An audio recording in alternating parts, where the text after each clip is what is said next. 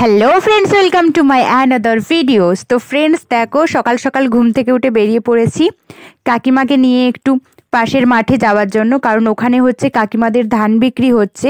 তো কাকুর যেহেতু শরীরটা কয়েকদিন আগে খারাপ ছিল, তার জন্য কিন্তু কাকুর শরীরটা একটু দুর্বল, তাই কাকু যেতে পারছে না। সেই জন্য কিন্তু আমার মেজো দাদু আর বাবা কিন্তু এসেছেন কাকিমাকে একটু হেল্প করে দেওয়ার জন্য, আর আমি কিন্তু কাকিমাকে সাইকেলে করে নিয়ে চলে এসেছি। আর সামনে তোমরা দেখতে পাচ্ছ এখানে প্যান্ডেল করা রয়েছে। এখানে কিন্তু আমাদের শ্মশানকালী মায়ের পুজো হয়েছে। তো কালকে কিন্তু এখানে রয়েছে মহোৎসব। তো আজকে কিন্তু রাত্রিবেলা রয়েছে যাত্রা। তো এখানে কিন্তু কয়েকদিন ধরেই অনুষ্ঠান চলছে। তো কালকে এখানে মহোৎসব রয়েছে, আগেই তোমাদেরকে বললাম। তো আমি তোমাদেরকে একটু দেখিয়ে দিচ্ছি পুরো জায়গাটা ঘুরে। আমি যেহেতু চলে এসেছি ওখানেই যেহেতু কাকিমাকে নিয়ে এসেছিলাম, তার জন্য কিন্তু তোমাদেরকে একটু পুরো জায়গাটা ঘুরে দেখিয়ে দিচ্ছি। তো দেখো, এই পুরো মাঠটা জুড়ে কিন্তু এখানে কিন্তু মহোৎসব হবে। আর আজকে রাতের বেলায় কিন্তু আমাদের নাম সংকীর্তন বসবে, এবং কালকে কিন্তু সকালে আসর কীর্তন হবে এবং এখানে কিন্তু মহোৎসব হবে। তো দেখো, এটা ছিল পরের দিন, যেদিন আমরা মহোৎসব খেতে যাওয়ার জন্য সবাই মিলে রেডি হয়ে গেছি।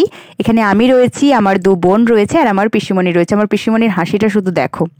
তো তারপরে দেখো, আমরা কিন্তু ফাইনালি ওইখানে পৌঁছে গেছি, যেটা তোমাদেরকে আমি দেখিয়েছিলাম আগে। তো দেখো এখানে কত মানুষের ভিড়, তোমাদেরকে দেখিয়েছিলাম তখন মাঠটা পুরো ফাঁকা ছিল। এখানে কত মানুষের ভিড় তোমরা দেখো। সবাই মিলে কিন্তু খেতে বসে পড়েছে, আবার কিছুজন এখনো ওয়েট করছে, যেহেতু 3-4টা গ্রামের মানুষ এখানে খাওয়া দাওয়া করছিল, তো একটু টাইম কিন্তু লাগছিল।